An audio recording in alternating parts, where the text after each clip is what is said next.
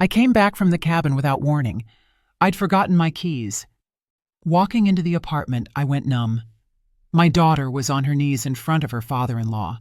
He was holding her by her hair and saying, "Now I'm going to teach you how a real woman is supposed to act in her husband's house." Friends, before I begin my story, I have a small request. If stories about tough decisions and complicated destinies touch your heart, please subscribe to the channel and hit that like button. And in the comments, let us know what city you're listening from. It always warms my spirit to see how many of us are out there. Enjoy the story. Silence. That was what I valued more than anything. I spent my whole life working as the head archivist of the county, surrounded by the silent witnesses of history, yellowed pages, birth records, and wax seals. Documents don't scream, they don't demand attention, they just hold the truth until someone decides to find it. But for the last 2 years, my own home, my sanctuary with its high ceilings and creaky oak floors, had ceased to be a place of silence. It had turned into a battleground. I always believed that patience was a woman's highest virtue. When my daughter Zadie married Elroy, I made room, both literally and figuratively. I gave the newlyweds the master bedroom and moved myself into the smaller room facing the courtyard. I thought I was helping to build a family. But along with my son-in-law, it wasn't just his suitcase that entered our home, but the thick, sticky shadow of his father, Cornelius Thorne. Cornelius didn't just come to visit, he conducted rounds. Every visit felt like a general inspecting a barracks where the soldiers were already guilty of something. "Ms. Althea," he would boom, barely stepping over the threshold, not even taking off his heavy cashmere coat. "It smells damp in your foyer again. This is unacceptable for a home raising the future elite of society." By elite, he meant my son-in-law Elroy, and of course himself. I usually stayed quiet. What was I supposed to say? That the house was old, pre-war, and it breathed the only way it knew how? I just nodded, offered tea, and retreated to the kitchen so as not to interrupt men's business. I could hear him lecturing Zadie for napkins that weren't starched enough, for the soup being too thin, for spending too much time on her drawings. Artist. He spat the word out like a curse. A woman should paint comfort in the home, not a mess on a canvas. And Elroy? Elroy sat right there, eyes lowered into his plate, chewing silently. He never defended her. Never. To keep from losing my mind in that suffocating atmosphere, I escaped. My salvation was the cabin, an old A-frame about 20 miles outside the city. There, among the wild berry bushes and ancient oak trees, I could breathe again. I went there at the slightest opportunity, leaving the apartment entirely at the disposal of the Thorne dynasty, as Cornelius loved to call them. I thought my absence made my daughter's life easier. I thought my silence was buying her peace. Lord, how wrong I was. That Thursday, I had driven up to the cabin intending to stay until Sunday. The weather was surprisingly warm for October. The air was crisp and clear. I spent the whole day in the garden, covering the rose bushes for winter. It was only toward evening, when the sun was already dipping behind the pines, that I felt that familiar heaviness at the base of my skull. Blood pressure. I reached for my bag where my medicine kit usually was, and my blood ran cold. The pill organizer was still at home, on the dresser in the hallway. I clearly remembered taking it out to find my keys, and in my haste, forgetting to put it back. Staying at the cabin without my medication was risky. I wasn't at an age to play games with hypertension. Sighing, I packed my things. The last bus had already left, but I was lucky enough to catch a ride back to the city with a neighbor. The whole way, I stared at the lights blurring past the window and thought about Zadie. Lately, she had become so pale, so quiet. The mischief that used to dance in her eyes had been replaced by fear. I chalked it up to them adjusting to married life, to the grind. I convinced myself, they'll work it out. Love takes time. The main thing was not to interfere. A mother-in-law always ruins things. I was so afraid of becoming that angry, stereotypical mother-in-law that I had turned myself invisible. I walked up to my building at dusk. The windows of our third-floor apartment were blazing with bright, anxious light. Usually, Zadie loved dim lighting. floor lamps, coziness. But this was full illumination, like an operating room. Climbing the stairs, I reached for my keys out of habit, but stopped. The door wasn't locked. The latch was just pulled to, but it hadn't clicked into the groove. Someone must have entered or left in a hurry, or they were expecting someone. I slipped into the foyer silently. Years of working in the archives had taught me to walk without disturbing the dust. A strange, ringing silence hung in the apartment. No TV, no clinking dishes, only a low, measured voice drifting from the living room. "Because you don't understand your place, little girl." It was Cornelius. But the tone, it wasn't the grumpy tone I was used to. There was a cold, sadistic threat in this voice. I took a few steps down the hallway. My heart was beating somewhere in my throat, but my feet carried me forward on their own. I stopped in the doorway, hidden by the shadow of the china cabinet, and looked into the living room. The image that revealed itself to me burned away every last shred of sentimentality I had left.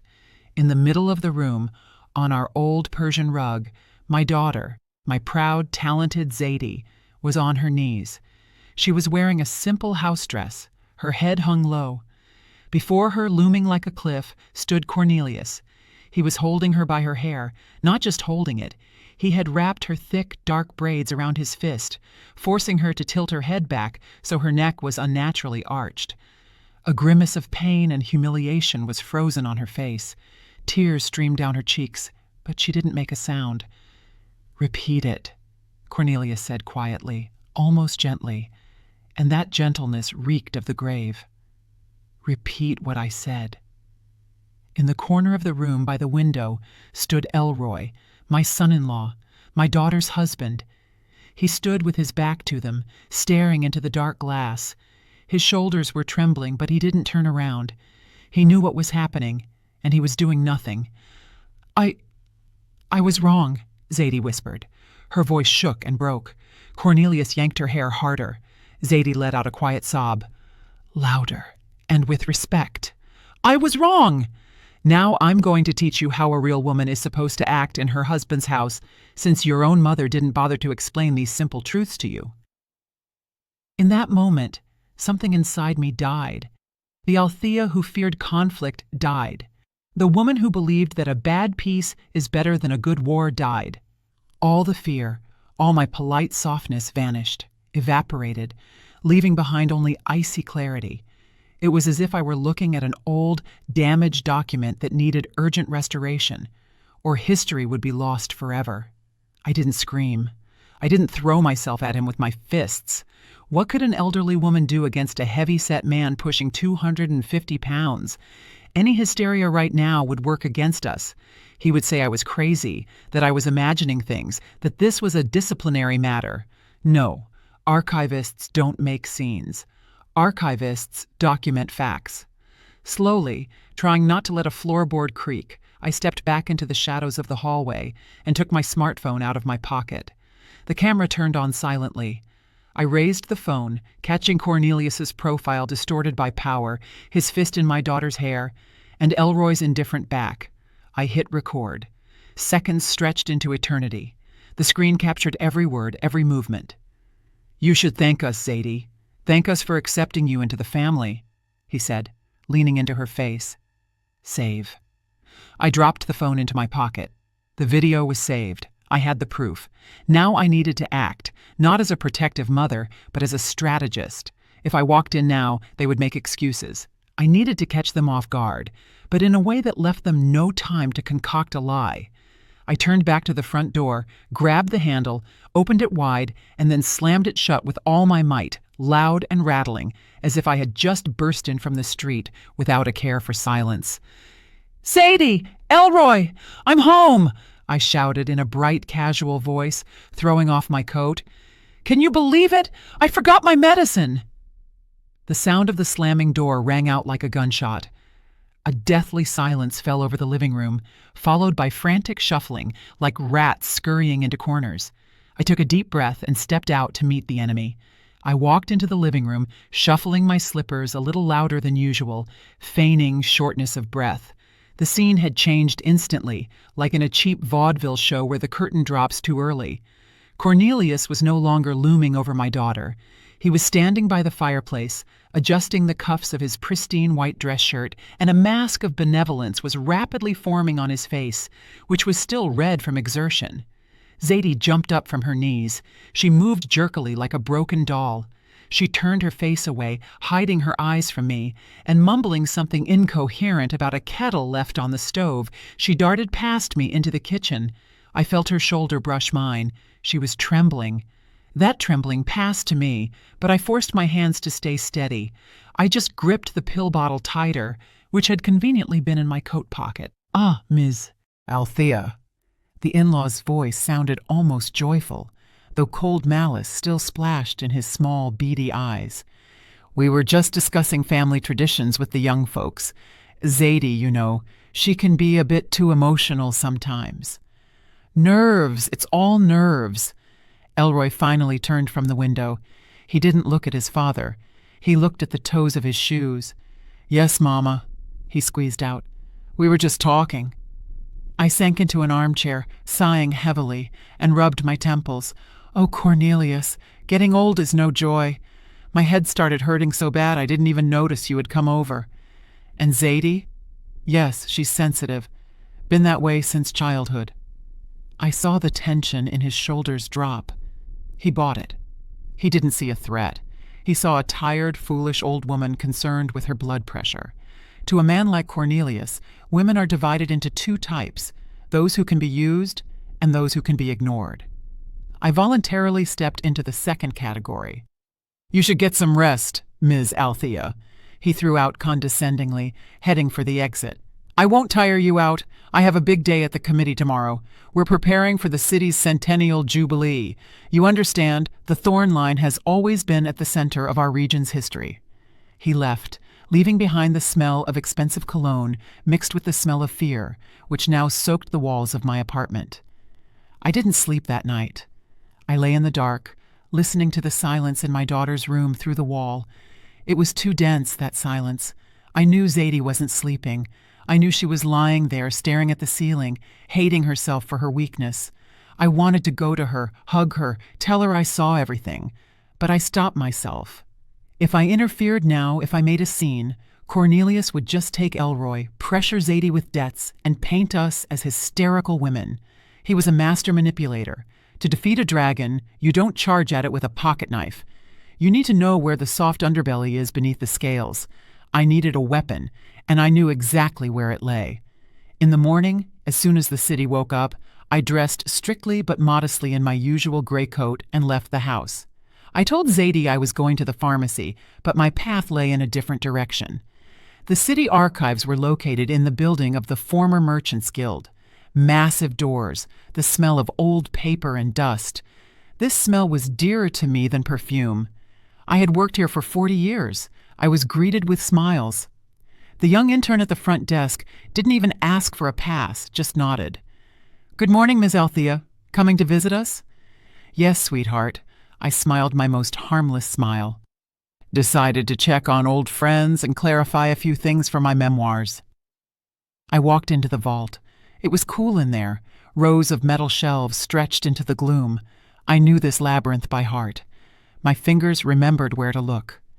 I didn't go to the city council section, where Cornelius would have looked for confirmation of his greatness. I went to the private collections section, sealed by special order.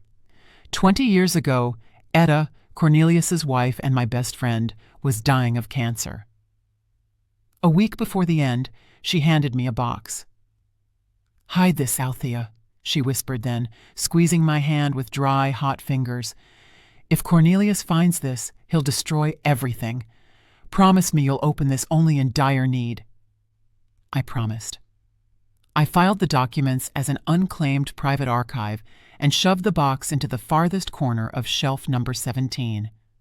I hoped this day would never come. I kept the piece of Etta's memory, allowing Cornelius to play the grieving widower and the great patriarch. But yesterday he raised a hand to my daughter. The statute of limitations had expired. I found the box. It was covered in a thin layer of gray dust. Blowing it off, I untied the strings of the folder. Inside lay letters, yellowed envelopes covered in Etta's small beaded handwriting, and beneath them, a thick notebook with a faux leather cover, a medical registry from a private clinic that had closed in the late 90s. I scanned the documents. My heart beat steadily and sharply, like a metronome. This wasn't just a weapon. This was a bomb capable of blowing apart the entire fake facade Cornelius had been building for decades. His vaunted dynasty, his pride in his ancestors' blood, his right to power, it all rested on one big lie. I carefully placed the papers in my bag. Now I knew what to do. Walking out of the archives, I sat on a bench in the square. The sun shone bright but offered no warmth. I took out my phone and dialed the in-law's number. It rang for a long time. He didn't like to answer immediately. He held the pause to emphasize his importance. "Speaking," his baritone finally boomed. "Good morning, Cornelius. It's Althea. I hope I'm not distracting you from state affairs." My voice was soft, almost fawning. "I'm busy, Ms. Althea. Speak to the point." Of course, it's about yesterday. You were talking about the Jubilee, about the campaign for city council. I was thinking, I do have some savings from selling my parents' cabin, and just what I've set aside. I understand elections are an expensive business. Silence hung on the line. I could almost physically feel the calculator clicking in his head. Greed. That was the chink in his armor where I intended to slide the blade. "Go on." His tone changed. The irritation vanished, replaced by predatory interest. "I would like to make a contribution. We are family, after all. And for Zadie, it would probably be more peaceful if we showed solidarity. Maybe you could stop by for tea today? Around 5 o'clock? Zadie won't be here. She went out to sketch, so we can talk frankly. About figures." He coughed, trying to hide his eagerness. "Well, family support? That is commendable. I'll find a window in my schedule. I'll be there at 5. I hung up and looked at the archive building. He thinks he's coming for an old fool's money. He doesn't know I've prepared tea flavored with ashes. At exactly 5 o'clock, the doorbell rang. Persistent, demanding, 2 short bursts. Cornelius wasn't late, and he didn't arrive early. He appeared exactly when he said, as if time itself was obliged to adjust to his schedule. I opened the door, feigning hospitality. I was wearing my best house dress, dark green with a brooch at the collar, and on my face was a mask of submissive waiting. "Come in, Cornelius, come in," I bustled, taking his heavy coat. He allowed me to wait on him without even looking in my direction, as if I were a coat rack.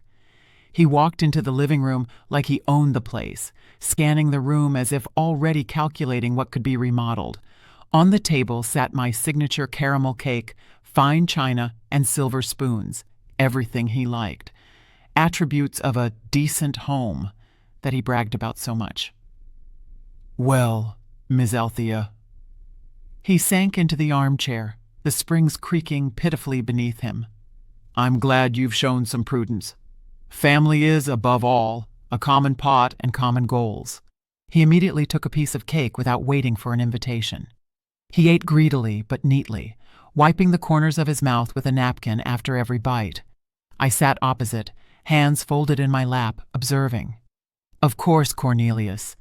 I understand what a responsibility it is to be a Thorne. The elections, the council, it all requires funds." "Precisely." He nodded, swallowing a chunk.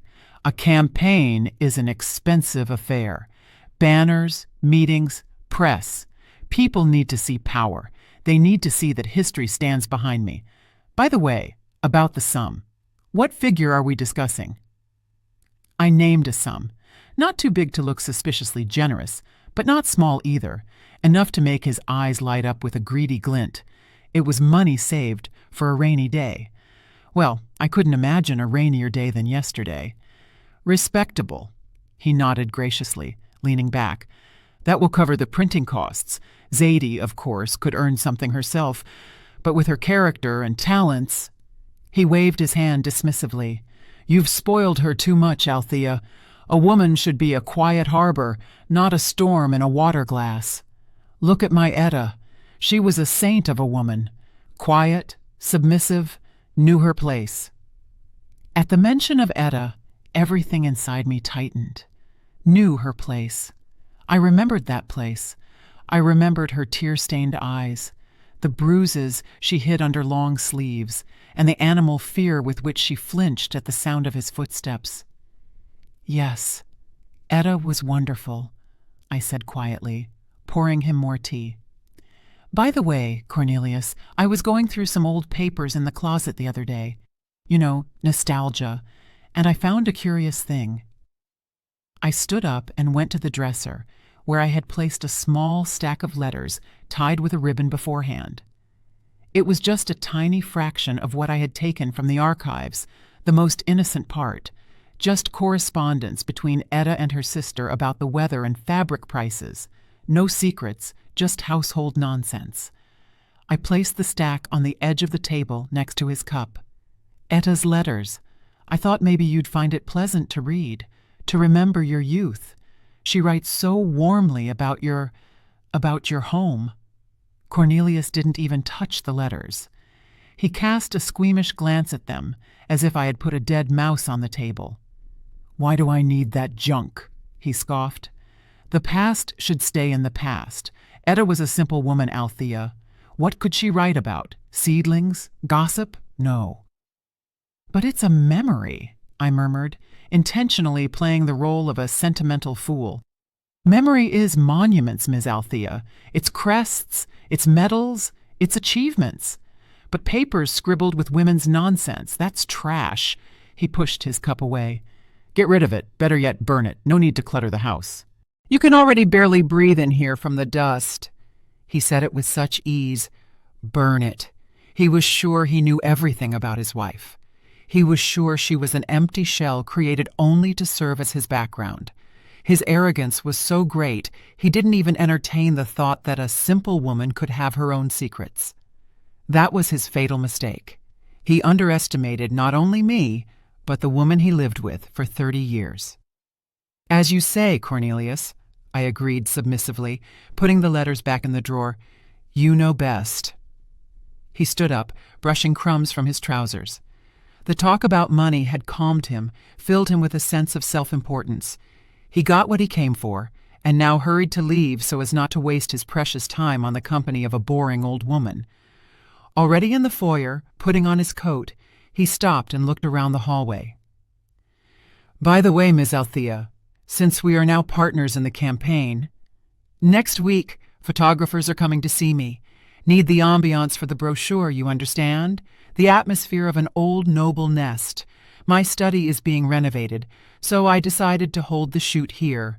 You have high ceilings, crown molding." I froze. He wasn't asking. He was stating a fact. "Here?" I repeated. "Yes, but some things need fixing." He pulled a folded sheet of paper from his pocket and handed it to me. "Here's a list. Those curtains in the living room? Hideous. Take them down. We need heavy velvet ones, burgundy or emerald. Rearrange the furniture according to the diagram, and take those knickknacks off the shelves. Leave only the leather-bound books. Everything must look dignified. Get it done by Tuesday." He shoved the list into my hand like I was a bellhop at a hotel. "And warn Zadie. Have her dress decently. No jeans. Floor-length dresses, hair pulled back. She needs to look like a worthy daughter of her—" He caught himself for a second. "Of her husband." He slapped me on the shoulder with a heavy, patronizing gesture. "Don't let me down, Althea. We're doing this for the future." The door closed behind him. I stood in the hallway, clutching the list of his demands in my hand. Remove the curtains, move the furniture, hide the knickknacks. He was ordering me to reshape my own home, to turn it into a set for his play. I unfolded the paper. His handwriting was large, sprawling, with heavy pressure. The list was long. I walked slowly into the kitchen, put the paper on the table next to the half-eaten cake, then took out a matchbox. I struck a match against the side. The flame flared up merry and bright. I held it to the corner of the list. The paper caught instantly. I watched the fire devour his orders, watched the letters blacken and curl, turning into ash. "Burn that trash," he said about Etta's letters. "Well, Cornelius, I fulfilled your request. I started burning the trash. You were just mistaken about exactly what constitutes trash in this house." The ash fell onto the saucer. I rubbed it with my finger. Black soot stained my skin. Now that he had so carelessly brushed off the past, confident in his invulnerability, my hands were untied. He invited war into my house himself. He set the date of the battle himself. Tuesday, photo session. Perfect. I would have just enough time to prepare the scenery, only the script would be mine. And at the finale of this play, he wouldn't be getting any applause. I went to wash the dishes. The water rushed, washing the leftover frosting from the plates, and a plan was already forming in my head. Quiet, not hysterical, quiet as a whisper in a library, a whisper that brings down empires. The next morning, I started my renovations, but instead of running to the store for velvet drapes, I put on my Sunday coat and went visiting. First on my list was Mrs. Calloway, Lucille, the widow of the former mayor. This woman knew everything about the city, and more importantly, the city knew everything from her. She was a living telegraph, transmitting news faster than any internet connection. I didn't come empty-handed. I brought an album of old photographs, allegedly to prepare an exhibition for the Jubilee. "Lucille, darling," I cooed, flipping through pages over tea. "Look, isn't this precious? That's our park in 53. And this... Oh, look, that's Cornelius's grandfather." I pointed to a group shot of factory workers. Among them, in a greasy jumpsuit holding a hammer, stood a stocky man. "Strange," I drawled thoughtfully, adjusting my glasses. "Cornelius always says his grandfather was an officer, a war hero, commanded a regiment. But here he is in a pipefitters brigade in 53. Did officers work as pipefitters?" Mrs. Calloway squinted, bringing the photo to her eyes. "Indeed." A hunter's note rang in her voice. "Very strange. Thorne loves to talk about noble roots and officers' honor. And here a simple laborer. No, labor is honorable, of course, but why lie?" The seed was planted. I knew that by evening, this photograph, or rather the rumor of it, would fly through every parlor in the city. Thorne is a liar. His biography is a fake. That was the first, barely noticeable prick of the needle. That same day, I stopped by 2 more keepers of our city's hearth. To one, I casually showed an old newspaper clipping where the Thorne surname was mentioned in a list of debtors for rent back in 1998. To the other, I complained about how hard it is to find a good notary for asset division these days, and accidentally dropped the phrase, "It's good that Cornelius and I have everything transparent, although they say he has big problems with the banks." I wasn't accusing. I was just wondering. I was a confused old lady finding inconsistencies, and it worked flawlessly. Returning home, I continued my quiet sabotage. On the coffee table in the living room, where Elroy usually drank his evening coffee, I forgot a few brochures. Family law, division of assets, how to protect yourself from spousal debt, psychological abuse, signs and help. In the evening, when my son-in-law returned from work, I watched him from the kitchen through the cracked door. He sat on the sofa, rubbed his face tiredly, and reached for the remote. His gaze fell on the bright cover of the divorce brochure. He froze. His hand with the remote hung in the air. He looked around, as if afraid someone would see him looking at it, and quickly, fussily covered the brochures with a newspaper. But I saw his shoulders tense up. Fear, sticky, cold fear, began to seep into his cozy little world of submission. At night, when the house went quiet, I finally sat at my desk and took out what really mattered. Etta's letters, the ones Cornelius ordered me to burn. I turned on the desk lamp and put on my reading glasses. My hands were trembling slightly as I unfolded the yellowed sheets. I knew there might be something important, but what I read turned everything upside down. "Dearest Althea," Etta wrote in a letter from 1978, "I don't know how to live with this lie. Cornelius forbade me to speak even to doctors. He said if anyone finds out, he'll kill himself or me. Mumps. Ordinary childhood mumps that he had when he was 12. The doctor said, sterility, absolute, irreversible. I reread those lines 3 times. Sterility. I picked up the next letter. We took a boy from the orphanage in the next county. Cornelius arranged everything. He paid the head doctor a huge amount of money to rewrite the birth certificate so no one would know he isn't our child. We named him Elroy. Cornelius said, now I have an heir. The line won't break. But he hates him, Althea. He looks at him and sees not a son, but proof of his inadequacy. He punishes him for every breath, for every step. He breaks him so no one suspects that this boy doesn't have his great blood. The medical registry confirmed every word. Patient record, Thorn, C. Diagnosis, orchitis, complicated by azoospermia. And next to it, the forged birth certificate for Elroy, where in the field for father, a confident hand had written, Thorn Cornelius. I leaned back in my chair. The room was stuffy, but I was shivering. Elroy wasn't his son. All this tyranny, all this blood cult, all these endless talks about breed and genes, it was all a monstrous, grotesque lie. Cornelius wasn't just lying to those around him. He built a hell for an adopted child to hide his own male inadequacy. He bullied Elroy his whole life, suppressed his will, turned him into a doormat just because the boy's very existence reminded him of his defect. And at the same time, he demanded he be a worthy thorn. What cynicism!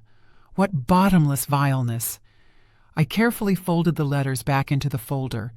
Now I held in my hands not just dirt. I held the key to Elroy's freedom. If he finds out, this tyrant is nobody to him. If he understands he isn't obligated to carry the cross of a dynasty that doesn't exist. Suddenly, my bedroom door creaked. I jumped and quickly covered the folder with a shawl. Zadie stood in the doorway. She was in a nightgown, pale as a sheet, with dark circles under her eyes. Her hands picked at the lace hem. "Mama," she whispered, "are you awake?" "No, darling, come in." She came in and sat on the edge of my bed. She was shaking. I silently took her hand. Her fingers were ice cold. "Mama, I can't take it anymore." Her voice broke into a sob. He doesn't just yell." I squeezed her hand tighter. "Tell me." "This afternoon, when you were out, he called, Cornelius. He said I have to take out another loan for $50,000. My breath caught. "But you already have the mortgage and that car loan." "Mama, that's not all." She looked up at me with eyes full of terror. "He made me take out 3 loans already in the last year. For his projects, for his investments. He said it was temporary, that he'd pay it all back with interest as soon as he won the tender, but he doesn't pay anything back. He just spends the money, Mama, on his suits, on banquets, on creating an image." "Lord have mercy," I exhaled. "Why didn't you say anything?" "He threatened me." Zadie started crying, covering her face with her hands. "He said if I refused or told anyone, he'd make Elroy divorce me. He said he'd sue for custody if we ever had kids, that he'd have me declared mentally incompetent, that he has connections everywhere. Mama, I signed everything. I'm scared of him. He's crazy." I hugged my daughter, pressing her head to my chest. I stroked her hair, feeling cold, calculated rage boiling inside me. He wasn't just a tyrant, he was bankrupt. He was a parasite attached to my daughter, sucking the life and future out of her to feed his bloated pride. He drove her into a debt pit. He blackmailed her with a family he never had by right of blood. "Hush, baby girl, hush," I whispered, rocking her like I did when she was small. "Everything is going to be all right. No one is going to touch you. No one is going to take your future." I looked at the folder under the shawl, then at the clock. It was 3:00 a.m. "Go to sleep, Zadie. Tomorrow is a new day."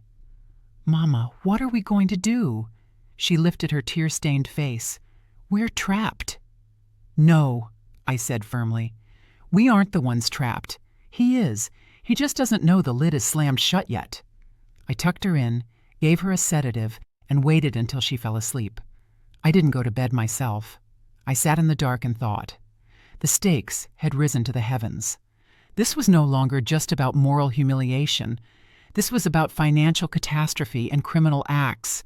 If I simply exposed his lineage, in his malice, he might destroy Zadie financially before he went down. The loans were in her name. Banks don't care who anyone's son is. I needed to act fast and ruthlessly. I didn't just need to defeat him. I needed to crush him publicly so that no one, not the banks, not the judges, not Elroy, would have any doubt about who he was. Tuesday. Photo session. No, that's too small. I remembered the dinner. The celebratory dinner he planned to host in honor of launching his campaign. Gather the best people in the city, he said. Excellent. I will help him gather the best people. I will throw him a reception this city will never forget. I took out my planner and started making a guest list. Not the ones he wanted to see, sycophants and new money, but the ones he feared, the ones who remembered real history, and those who could witness his collapse. I wrote the first name.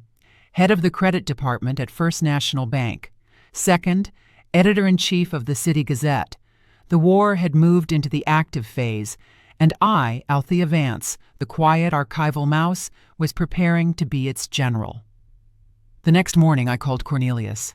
My voice sounded excited, but it was the excitement of a devoted assistant ready to do anything for her patron's success. Cornelius, I have amazing news, I chirped into the receiver. I spoke to my acquaintances. You won't believe it, but Mrs. Calloway and even the chairman of the Veterans Council expressed a desire to personally congratulate you on your nomination. They want to see you in an informal setting, so to speak. No ties. A pause hung on the line. I knew he was puffing up with pride right now like a turkey. The attention of the old guard was a drug to him.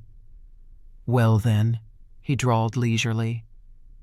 That is to be expected. People are drawn to leaders. When? Saturday. At my place. I'll host a dinner.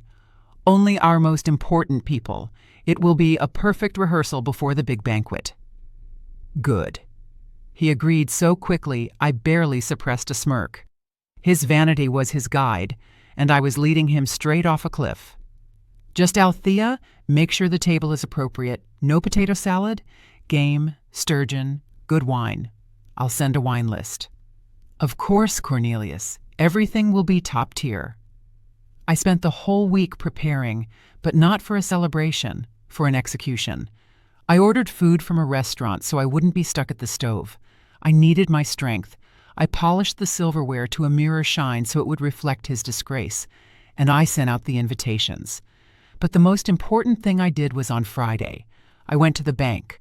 I didn't have power of attorney, but I had an old acquaintance, Mr. Henderson, the branch manager, with whom we once worked on the Historical Preservation Commission. I came to him not as a client, but as a weeping mother. Robert, I said, sitting in his office and crumpling a handkerchief, I'm scared for my daughter, my son-in-law. He's acting strangely, taking out loans, says it's for his father's business. But I see there's no money. Zadie cries, says she signed some papers without looking. I'm begging you, just tell me how bad it is. I'm not asking for statements, I just need to know. Do I sell my apartment to save them from prison? Mr. Henderson, a soul of kindness, couldn't refuse. He went pale, looking at the monitor. Ms. Althea. He took off his glasses. It's not just bad, it's a catastrophe. 3 consumer loans, crazy interest rates, and all the money was transferred the same day to accounts of some fly-by-night brokerage firms. It's a pyramid scheme, Althea, pure and simple. He printed me an unofficial reference, movement of funds, signatures, dates. It was proof not just of stupidity, but of Cornelius's criminal negligence, playing with my daughter's money in a casino called Investments. Saturday arrived. By 6:00 p.m., my apartment was transformed. I had removed extra items, creating an illusion of space. The table was covered with a snow-white tablecloth. Crystal sparkled. The guests began to gather. Mrs. Calloway arrived in a severe black suit, lips pursed. Old Dr. Abernathy came, who had known everyone in this town since they were in diapers. 3 other respected citizens arrived. The very matriarchs and patriarchs whose opinion was law. They greeted each other with restrained nods. They didn't come to celebrate. They came to watch the spectacle of unseen audacity I had hinted at. Cornelius appeared last. He walked in like a victor in a new graphite-colored suit with cufflinks sparkling in the chandelier light. Elroy and Zadie walked behind him like shadows. Zadie was in a long gray dress, pale, with a dull gaze.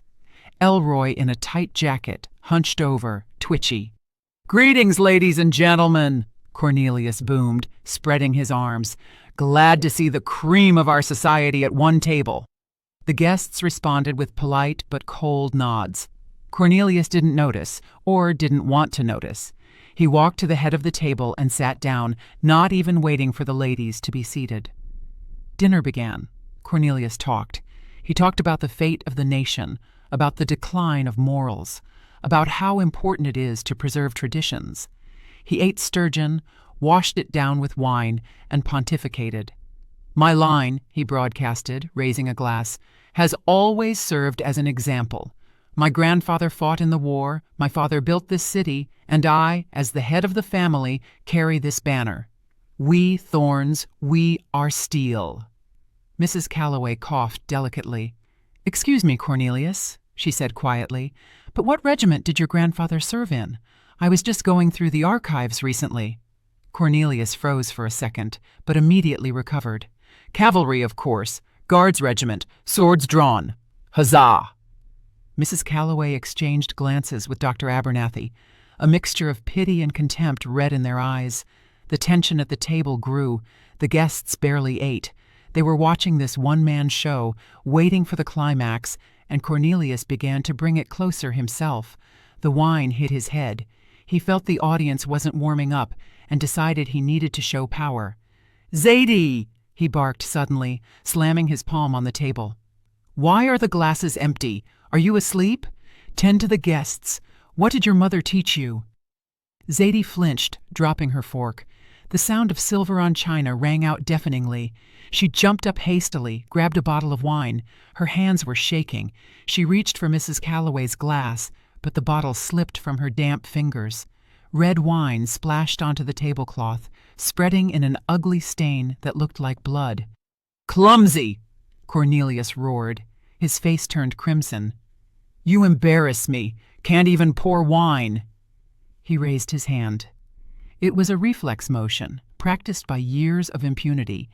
He wanted to slap her hand or shove her, like he did at home. Elroy shrank into his chair, closing his eyes, but the blow never landed. I stood up calmly, without sudden movements. I walked over to Zadie, took the bottle from her hands, and set it on the table. Then I put my hand on her shoulder.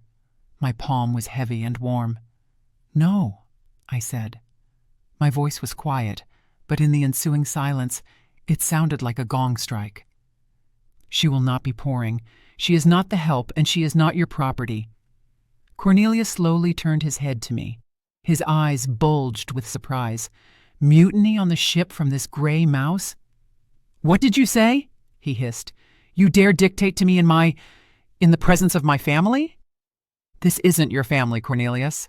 I called him by his first name without the "Mr." for the first time in 20 years. "And this isn't your money." I pulled the folder from under a napkin, the one with the bank statement, and threw it on the table right onto the plate with the half-eaten sturgeon. "What is this?" He recoiled squeamishly. "That is the bill," I said. "The bill for your greatness. 3 loans in Zadie's name, $75,000.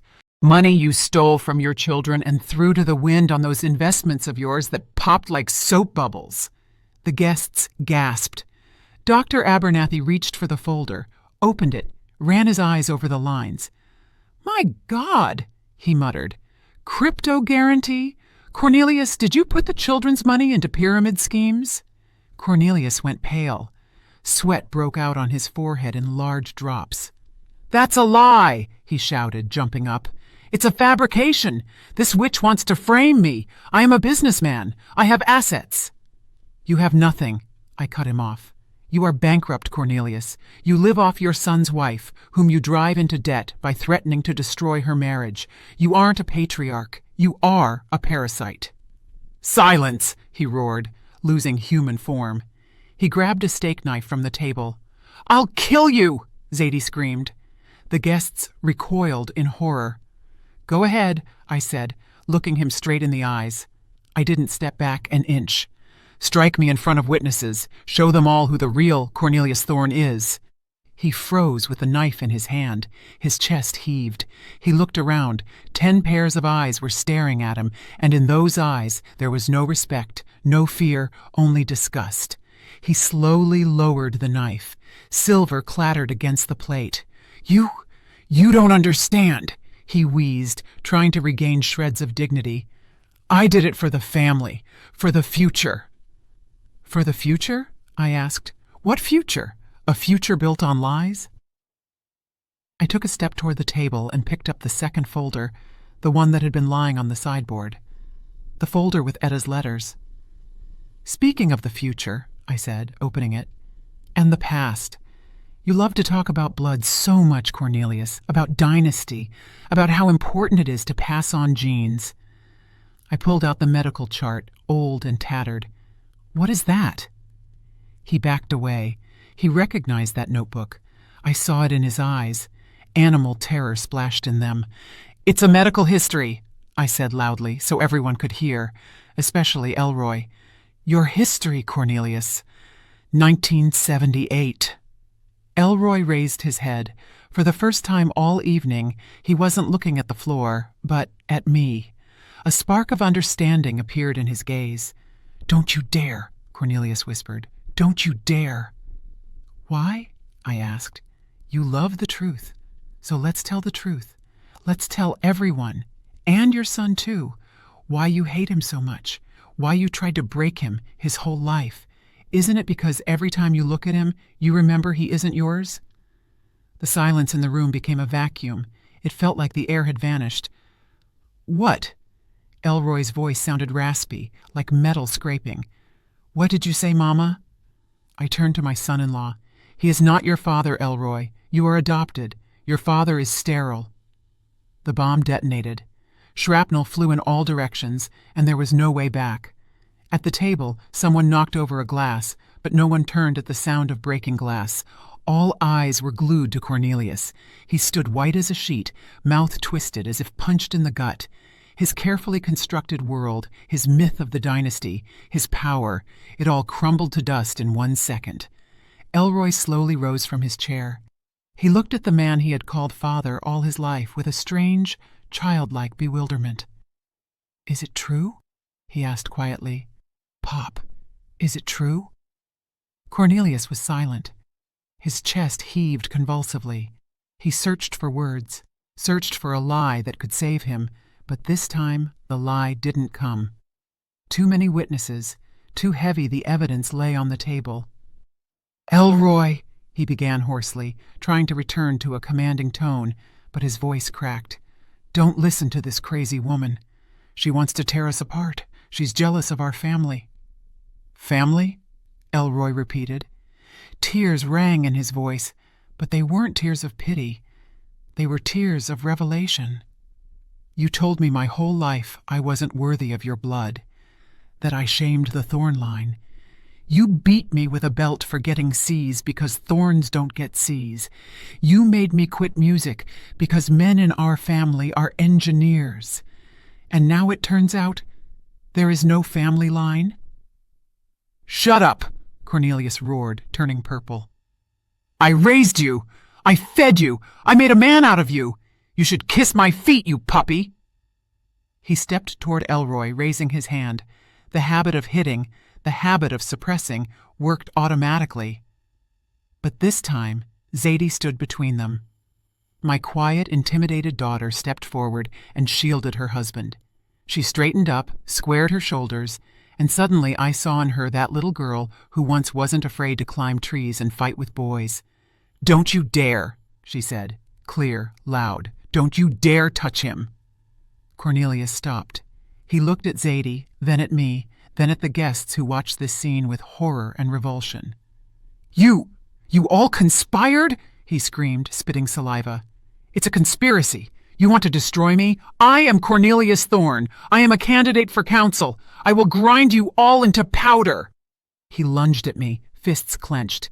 "You old witch! You set this all up! Give me the papers!" He wanted to snatch the folder from me, but I didn't flinch. I looked him straight in the eyes, and in my eyes, he saw his death. Not physical, no, social. "I won't give you anything, Cornelius," I said in an icy tone. "And if you take one more step, if you lay a finger on my daughter or Elroy, I will send these documents not only to the council, I will send them to the district attorney along with a statement of fraud, along with recordings of your threats, along with Zadie's testimony about how you forced her to take loans." He froze. The word attorney acted on him like a bucket of ice water. He knew his financial affairs were a house of cards. He knew if anyone started digging, he would go to jail, and for a long time. "You wouldn't dare," he whispered. There was no confidence left in his voice. "I would," I answered. "I already have. I sold my jewelry, Cornelius, my grandmother's earrings, the ring my husband gave me. I paid off one of the loans this morning. Now I am your creditor. Part of the debt belongs to me, which means I have every right to demand answers."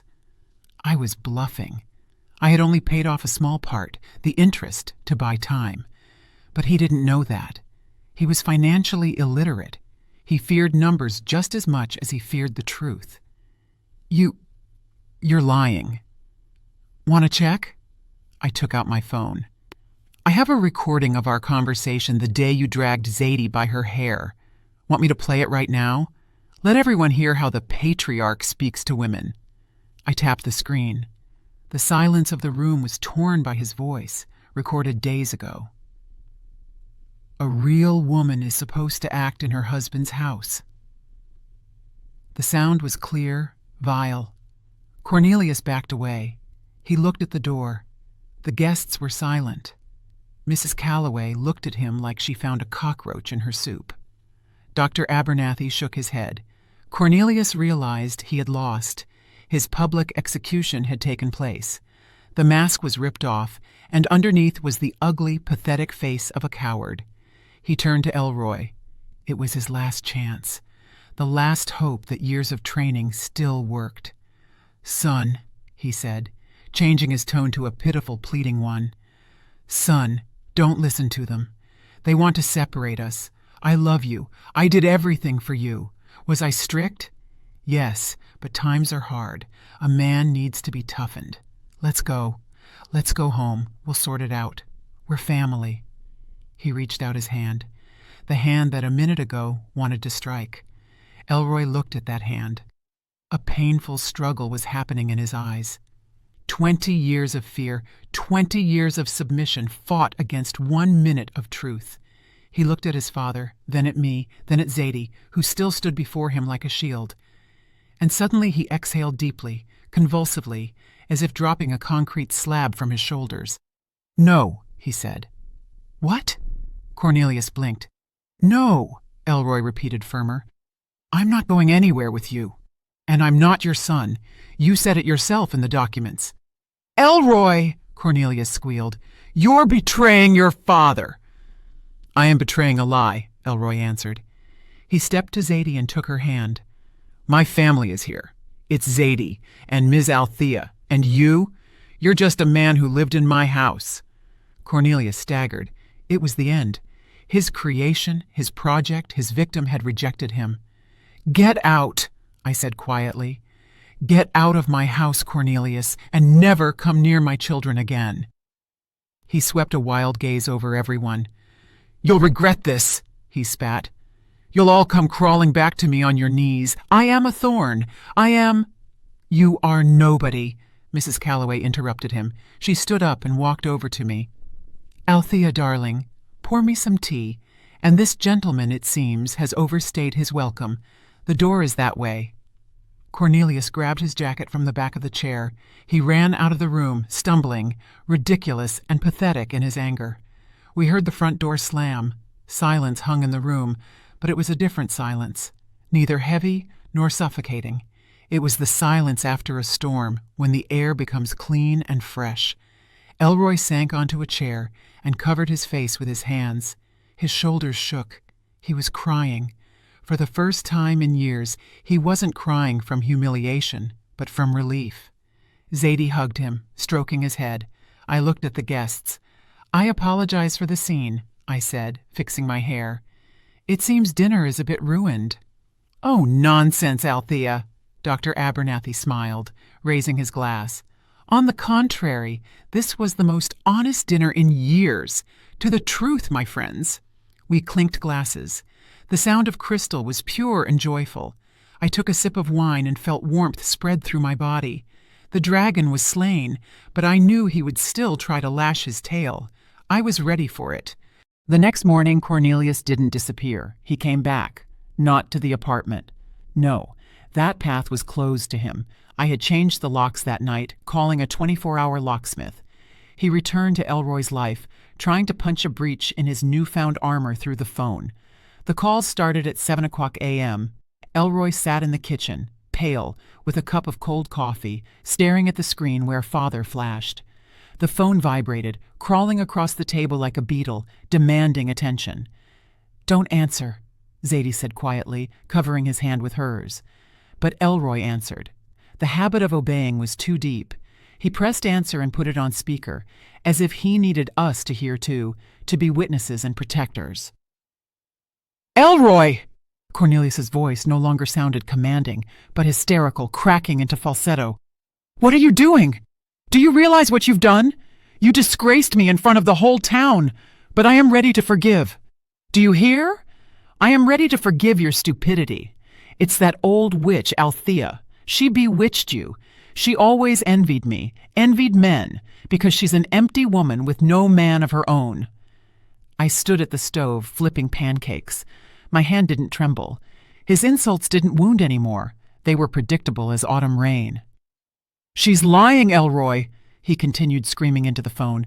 "Those documents are fakes. She bought them in an alley. I am your father. You are my blood. And if you don't come out to me right now, don't come downstairs, I will call the creditors right now. I'll tell them where your wifey lives. I'll tell them she's a fraud. They'll come, Elroy. The collectors will come. They'll take everything down to your underwear. Choose. Either you come down and we go to campaign headquarters, or your life turns into hell." Elroy looked up at me. Fear splashed in his eyes again. Fear of collectors, of the omnipotence of a father who always knew how to solve or create problems. I turned off the stove, wiped my hands on a towel, walked to the table, and took the phone from my son-in-law's hands. "Good morning, Cornelius," I said into the receiver in a calm, matter-of-fact tone. "You seem to have forgotten what I told you yesterday." "You—" He choked. "Put my son on." "You have no son," I cut off. "And regarding the creditors, don't bother. I already spoke to them." "What?" he choked. "I was at the bank, Cornelius, this morning at opening. I showed them documents. Not the ones about your sterility, that's personal, but the ones about your schemes. About how you forced Zadie to take loans under duress. About where the money went. You know, very smart people work in the bank's security department. They really didn't like that their money was feeding pyramid schemes." Silence hung on the line, heavy, cotton-like. "You're bluffing," he croaked finally. "No. I filed an application for debt restructuring in connection with fraudulent actions of a third party. That is you. And I attached the recording of our conversation. That same one. The bank was very interested. They are already preparing a request to the police." It was a half-truth. I had indeed filed the application, but the bank was still only reviewing it. However, to Cornelius, who panicked at any audit, it sounded like a sentence. "Ah, you wretched," he whispered. "You have a choice, Cornelius," I continued, looking out the window where his figure loomed near his car. "You get in your car right now and drive away. You withdraw your candidacy from the election for health reasons, and you disappear from the city. If you do this, I might withdraw the statement. Might. But if you call Elroy or Zadie one more time, I will publish the medical registry. The whole city will know the last of the Thorns is a blank, a dud.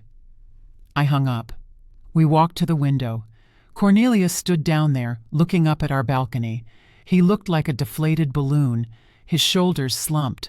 He stood for a minute, then kicked the tire of his car, got behind the wheel, and peeled away abruptly.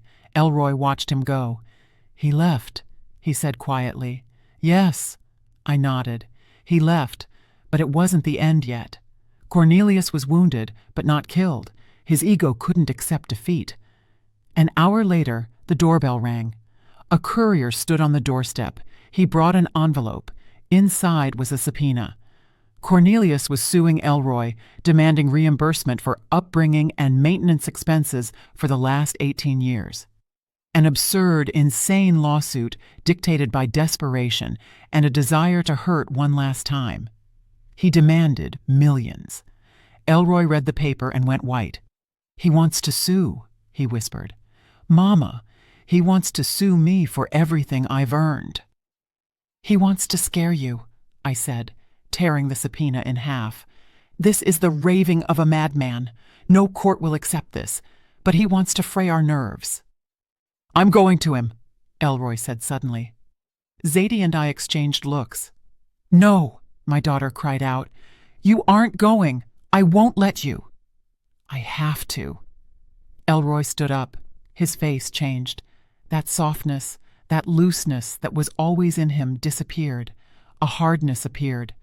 "I have to look him in the eye one time and say everything myself. Not on the phone, not through you, Miss Althea. Myself. Otherwise, I will never be free." I realized he was right. This was his closure, his battle. I gave him the weapon, but he had to deliver the strike. "All right," I said. "Go. But remember, you owe him nothing. Absolutely nothing." Elroy left. We waited for him for 2 hours. Those were the longest 2 hours of my life. Zadie paced the room. I sat in the armchair, clutching the rosary I found in Etta's jewelry box. He returned, calm. "Well?" Zadie rushed to him. Elroy sat on the sofa and unbuttoned his collar. "He screamed," he said. "He cried. He threatened. He offered me money if I came back and played the role of son for the election. He said without him I am nobody." "And you?" I asked. "And me?" Elroy smiled a weak but genuine smile. "I just listened. I looked at him and saw an old man. A lonely, pathetic old man who built a castle out of sand his whole life. And when he finished yelling and demanded I hand him his coat like before." Zadie held her breath. "I stood up, took the coat, walked up to him. He straightened his shoulders, thought I broke, and I just hung the coat on the rack, opened the door, and said, 'Dress yourself, Cornelius. You have hands.' And I left." I exhaled. Warmth spread through my chest. "He screamed at my back," Elroy added, "but I didn't hear any more. I walked and thought, what a good day it is today." At that moment, as if confirming his words, the sun came out from behind the clouds, flooding the room with bright light. The shadow of the dynasty had dissipated. We won, but ahead lay the hardest part, learning to live without war, to live just because, happily. 3 months have passed. If you walked into our apartment now, you wouldn't recognize it. The first thing we did was get rid of those heavy, dusty drapes Cornelius loved so much. Now the windows are open to the light, and light ivory tulle sways in the spring breeze. The air in the house has changed. It no longer smells of fear and heart drops. It smells of linseed oil and turpentine. Zadie is painting again. Her easel stands in the exact spot where she once stood on her knees. Now she stands here at full height, brush in hand, and on her canvases bloom bright living cities where no one holds anyone prisoner. Elroy doesn't live with us. That was my condition, and to my surprise, he insisted on it himself. He's renting a small studio on the other side of town. He goes to a therapist, learns to breathe again, learns to make decisions, from choosing toothpaste to planning a budget. He and Zadie, they're like high schoolers now, going on dates, walking in the park, getting to know each other all over again without the looming shadow of a father. I see Elroy look at her not as a life raft, but as a woman he chooses every day of his own free will. And me? I return to where I always felt best, the cabin. I'm sitting on the porch, wrapped in a blanket. Before me steams a cup of tea, the same one made of fine china with a gold rim that I drank from when I declared war on Cornelius. Now it is my victor's cup. Around me is silence, but it's not that ringing emptiness of loneliness.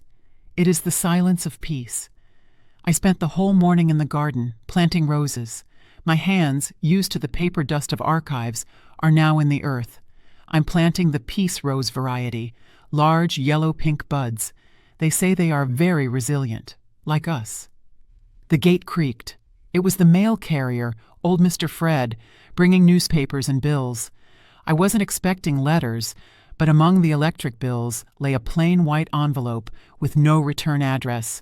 The postmark was blurry, but I made out the name of the town, a distant county seat way up north, where winter lasts 6 months. I opened the envelope. Inside, there was no letter, just a clipping from a local paper, the Northern Herald, dated last week. The blurb was tiny, in the miscellaneous column. A poor quality photo showed the opening of some municipal archive or DMV office. In the center, cutting the ribbon, stood the mayor of that town, and to the side, in the background, in a baggy, cheap suit with a folder under his arm, stood him, Cornelius. He looked small, hunched. Where did his lordly posture go? Where did that commanding squint vanish? In the photo was an ordinary tired clerk. Junior record specialist, the caption read, listing those present. He fled to the edge of the world to start over.